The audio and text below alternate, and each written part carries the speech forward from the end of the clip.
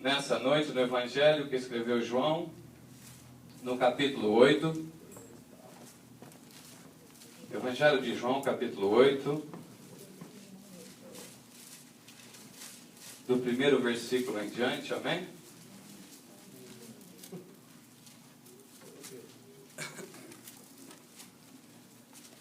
Aleluia. Todos encontraram? Amém. Aleluia. Amém, glória a Deus. A palavra do Senhor diz assim: Porém Jesus foi para o monte das oliveiras, e pela manhã cedo voltou para o templo, e todo o povo vinha ter com ele, e assentando-se os ensinava. E os escribas e fariseus trouxeram-lhe uma mulher apanhada em adultério, e pondo no meio, disseram-lhe: Mestre, esta mulher foi apanhada no próprio ato de adultério.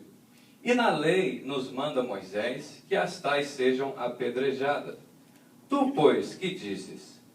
Isto diziam eles, tentando, para que tivessem de que o acusar. Mas Jesus, inclinando-se, escrevia com o dedo na terra. Olha o irmão e fala, ele escrevia com o dedo na terra. E como insistiam, perguntando-lhe, endireitou-se e disse-lhe: Aquele dentre vós que está sem pecado, seja o primeiro que atire pedra contra ela. E tornando a inclinar-se, escrevia na terra. Quando ouviram isso, saíram um a um, e começar pelos mais velhos até os últimos. Ficaram só Jesus e a mulher que estava no meio. E endireitando-se Jesus, e não vendo ninguém mais do que a mulher, disse-lhe: Mulher, onde estão aqueles que te acusam? Aleluia. Ninguém te condenou? E ela disse: Ninguém, Senhor. E ele disse: Nem eu também te condeno. Vai e não peques mais. Aleluia. Você pode tomar o teu assento, dando glória a Deus. Irmão, perdoa pela essa tosse chata. Tentei calar ela o dia inteiro hoje, mas não foi embora não. Mas, muito bem. Nesse período, irmãos, Jesus já estava sendo perseguido pelos fariseus, pelos príncipes das sinagogas, por estar declarando ele um novo testamento, declarando ele quem ele era na sua pessoa. Nesse período, Jesus já estava sendo procurado para o matá-lo. Eles queriam já matar Jesus. Porém, qual era a acusação maior que eles tinham contra Jesus? Aqui, quando eles apresentam essa mulher a eles, na verdade, ele queria ver se ele ia contra as leis de Moisés. E é importante saber que Jesus ainda vivia naquele tempo de lei, porque ele aniquilou aquela lei na cruz do Calvário. Porém, ele estava vivendo nesse período e tinha que cumprir o que estava escrito. Jesus é sábio, irmãos. Aleluia. E aqui os escribas são aqueles que escreviam a palavra de Moisés, é os que copiava de ano em ano, então ele sabia de cor tudo o que estava escrito. Os fariseus também estavam ali. Porém, qual que era a acusação maior de Jesus? Vamos falar aqui de Moisés um pouco, visto que eles estavam dizendo que, pela lei de Moisés, disse eles que Moisés disse para apedrejar tais pessoas. Quando Deus chamou Moisés no monte Sinai e apareceu a ele naquela sarça ardente, como diz lá em Êxodo 3:13, Deus chamou ele e disse a ele: Olha, Moisés, eu vou te levantar para tirar o meu povo do Egito, o povo de Israel. Já fazia 430 anos que o povo estava preso no Egito. E ali então Deus levanta Moisés e Moisés pergunta para ele: quando eu for ter com os filhos de Israel, quem que eu vou dizer que me enviou? E Deus olha para ele e diz: olha, diz a eles que eu sou te enviou. O eu sou te enviou. Então, quando eles estão aqui acusando Jesus, uma das maiores acusações que eles tinham contra Jesus é que Jesus se declarou que ele era, ele diz: eu sou o pão da vida. E ele era o pão da vida. Diziam que ele era maior do que o maná que Moisés os alimentou no deserto. Porém, era um maná passageiro e Jesus era o pão verdadeiro que daria vida à humanidade. Jesus era o pão de Deus que ia sustentar o povo pela eternidade. Ele também declarou que ele era: eu sou o caminho, a verdade e a vida. ninguém vai ao Pai senão por mim. Eu sou a videira verdadeira, eu sou a ressurreição e a vida. Aleluia. Jesus, ele se declarou Filho de Deus e eles achavam aquilo um absurdo, que como um nascido da Galileia tinha declarado-se sendo Filho de Deus, porém diz que Jesus não foi ensinado por homem, mas foi ensinado por Deus. E aqui eles olhavam em Jesus e não compreendiam de onde vinham tão grande sabedoria e tão grande ousadia. Logo após ele ter falado com essa mulher, ele diz: eu sou a luz do mundo. Irmãos, Jesus é o Senhor em forma de homem. Quando ele fala com Moisés e fala que eu sou, diz a palavra de Deus que então Moisés foi até Faraó. E quando lemos no livro de Êxodo, quando Moisés está diante de Faraó, ele está declarando as pragas que viria sobre aquele povo se Faraó não libertasse o povo de Israel. E é interessante aqui nesse texto que lemos que Jesus, quando eles vão ter com ele para apresentar essa mulher, ele está escrevendo na areia, ele está inclinado e está escrevendo. Irmão, eu não sei o que Jesus estava escrevendo, mas eu sei quem estava escrevendo. Aleluia. E quem estava escrevendo, que é o importante aqui de eu e você saber. Nós sabemos que quando Moisés foi ter com o Faraó, das pragas que ali aconteceu foi a praga dos piolhos, que toda a terra e os gados, todo mundo ficou empesteado de piolho, irmãos. Então o que aconteceu é que Faraó chama os magos, os astrólogos, e diz: olha, faz como ele fez aí, faz parecer piolho nos gados e nos homens como fez. E, irmãos, para a honra e glória de Deus, em Êxodo 19, ali diz que os magos reconheceram que era o dedo de Deus que tinha feito aquelas coisas. Faraó não reconheceu, mas aqueles magos e astrólogos reconheceram que o dedo de Deus tinha feito aqueles grandes sinais. E é importante também relatar em Êxodo 31, quando Deus já tinha tirado o povo de Israel, apresentou Moisés de novo no Monte Sinai, e Deus ali havia dado a ele os 10 mandamentos. Em Êxodo 31, 18. E nós, quando lemos aquela passagem, Deus chama Moisés para ir falar com ele. Sabemos que Moisés ficou ali 40 dias e 40 noites sem comer e sem beber. E sabemos que todo o Velho Testamento é a sombra do que iria acontecer. Jesus era o cumprimento de todas as coisas. Jesus estava vivendo aquilo que já tinha dito nos Velhos Testamentos. Era só ele estava aparecendo figuramente nos Velhos Testamentos e aqui em sua forma exata como homem. E nós vemos que em Êxodo 31, 18, vamos abrir lá comigo para a gente olhar. Êxodo 31, 18.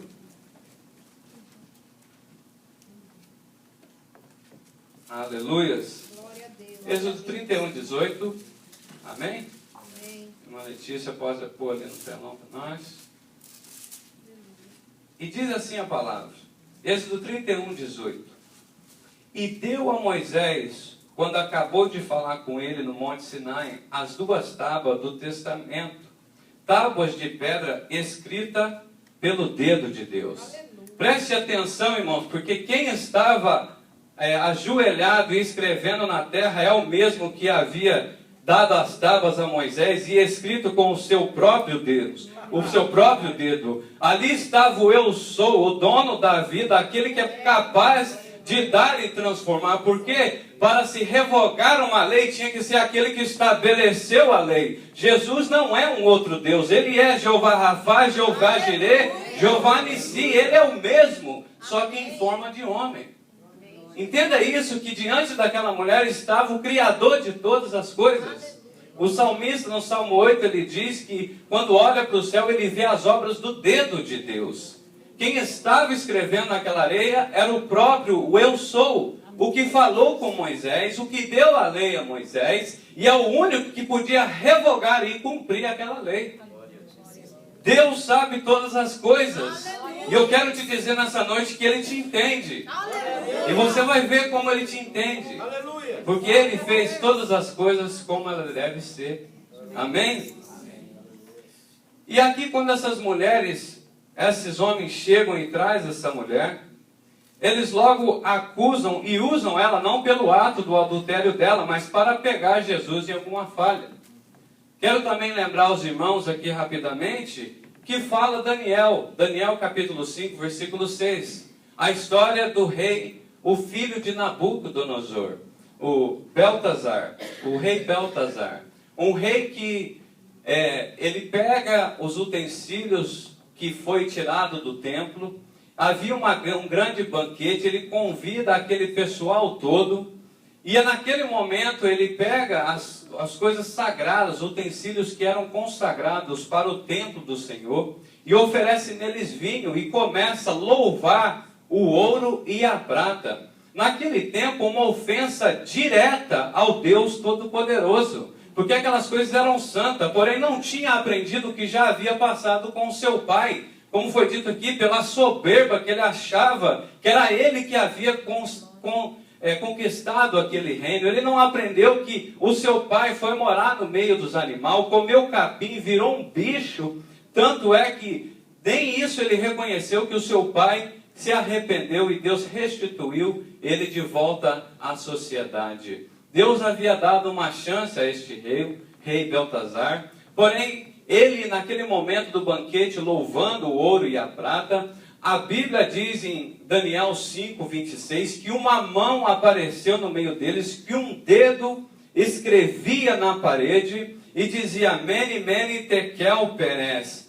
E nenhum daqueles magos podia decifrar. O rei manda chamar, ficou aterrorizado. O que significaria aqueles dedos, aquelas letras nas paredes? Porém, ele chama os astrólogos, os magos, e ninguém podia decifrar aquilo. E a Bíblia diz que a princesa então entra por ver a situação do rei, e diz a ele: olha, existe um aqui dentro do teu reino, que o teu pai trouxe de Judá, um dos escravos, e há nele um espírito de excelência, há nele um espírito dos deuses que revela sonhos. Irmão, eu quero te dizer nessa noite que Deus, aquilo que Ele tem para você, Ele não revela para o inferno, porque os planos de Deus não podem ser frustrados na tua vida. Aquilo que Deus escreveu com o dedo dele para ti, é para você, e é a Ele que Ele vai revelar. Não é para o irmão A, do irmão B, é para você, e na hora certa você vai ser exaltado, porque foi Deus que escreveu essa história, e o dia de você ser exaltado. A Bíblia diz que Daniel então entra e olha já aquelas letras, e imediatamente, irmão, sabe o que significa aquilo. O significado daquelas palavras era que Deus acabou com o reino de Beltazar. A segunda era: foi pesado numa balança e foi achado em falta. Olha, irmão, Deus é tão maravilhoso que quando alguém ou o inimigo vai te acusar, Deus pesa ele primeiro na balança.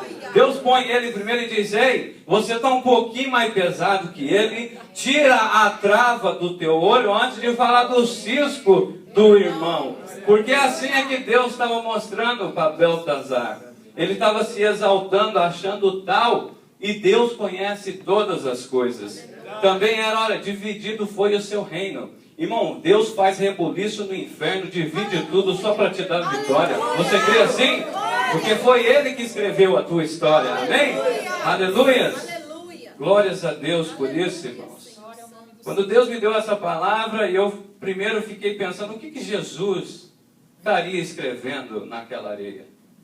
O que Jesus estava escrevendo enquanto aqueles homens trouxe aquela mulher diante dele?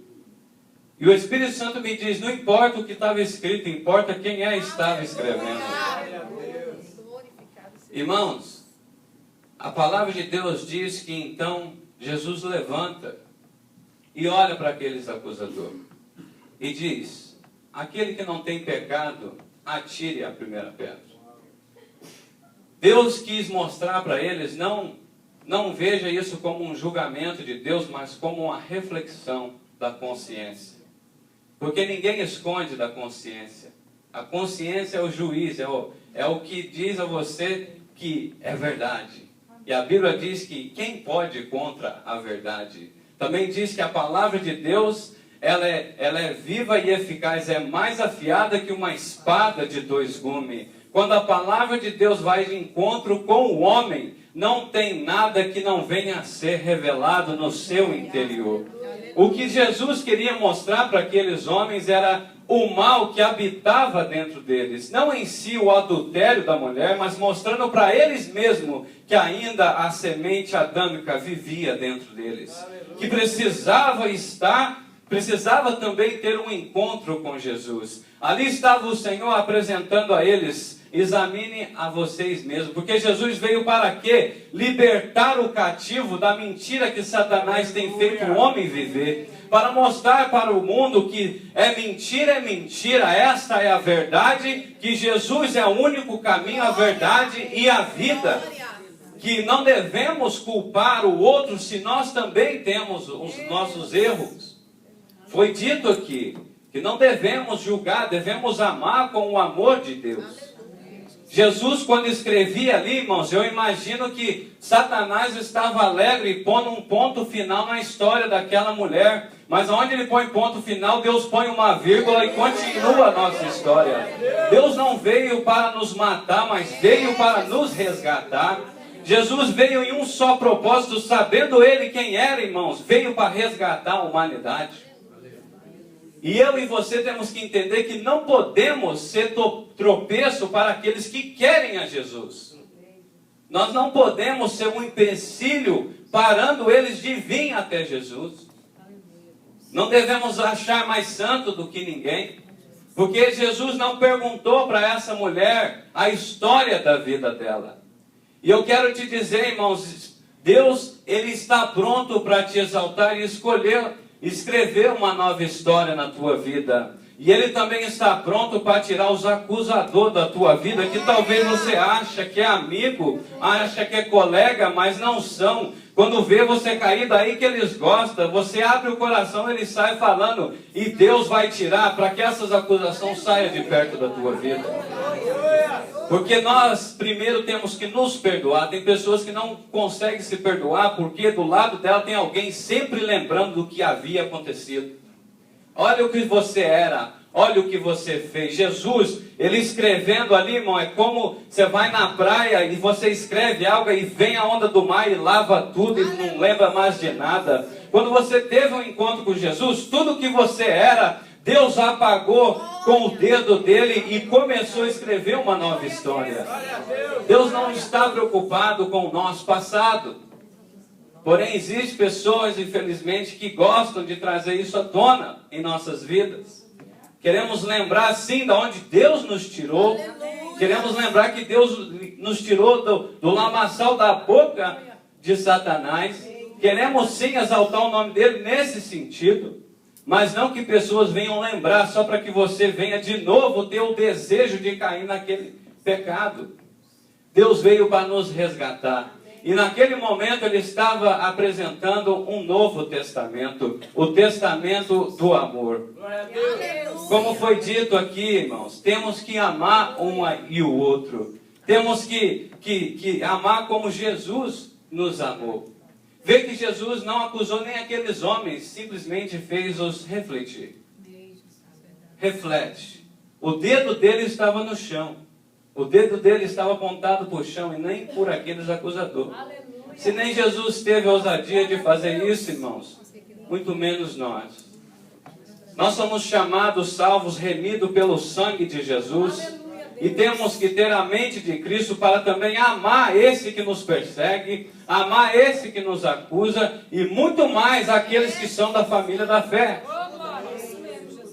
Entenda isso, irmãos. Jesus veio para quebrar, libertar, salvar, restituir aquilo que o mundo roubou de nós. E eu fiquei pensando, Jesus, você nem perguntou por onde essa mulher andou. Não importa, porque todas as coisas têm o seu tempo. Todas as coisas têm o seu tempo. E Jesus te resgatou na hora certa mesmo, meu irmão. Foi necessário passar por aquilo para que o nome dele venha a ser mais glorificado ainda. Aleluia. E diz assim, no versículo 8, e tornando a inclinar, escrevia na terra. Deixa eu ver aqui onde eu estou aqui. Glória a Deus. Aleluia, Jesus. Glória a Deus. E tornando a inclinar isso, quando ouviram isso, saíram um a um e começando pelos velhos até o último, ficaram só, Jesus e a mulher, que estavam no meio. Endireitando-se Jesus, e não vendo ninguém mais do que a mulher, disse: mulher, onde estão aqueles teus acusadores? Ninguém te condena? E ela disse: ninguém, Senhor. Disse Jesus: nem eu tampouco te condeno. Vai e não peques mais. Aleluia, irmãos. Jesus quer limpar a nossa vida. Jesus quer limpar a nossa história.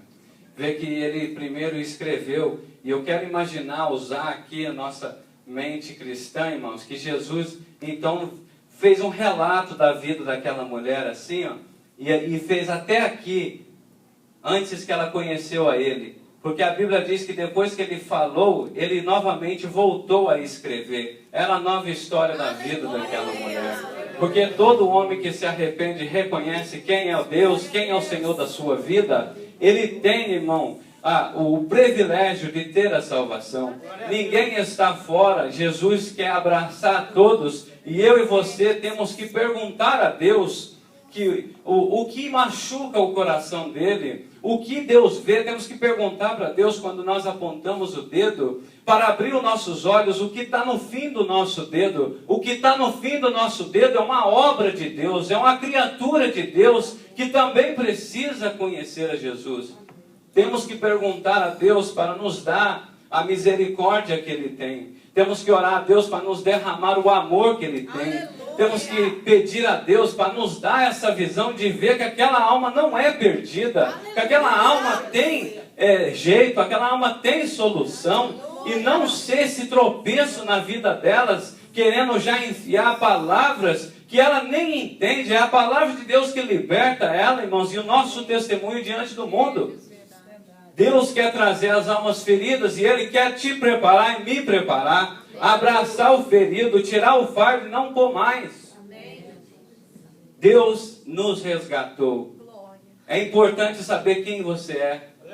Jesus, com toda a perseguição, Ele dizia: eu sou o que sou, eu sou o que sou.